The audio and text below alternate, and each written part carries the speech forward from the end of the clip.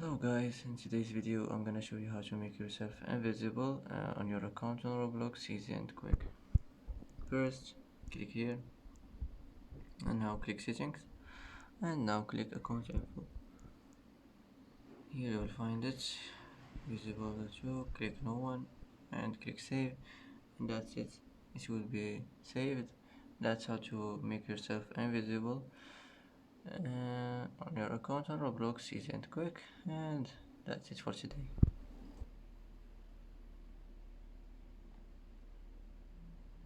And that's it for today's video. If you like this video, don't forget to like and don't forget to subscribe.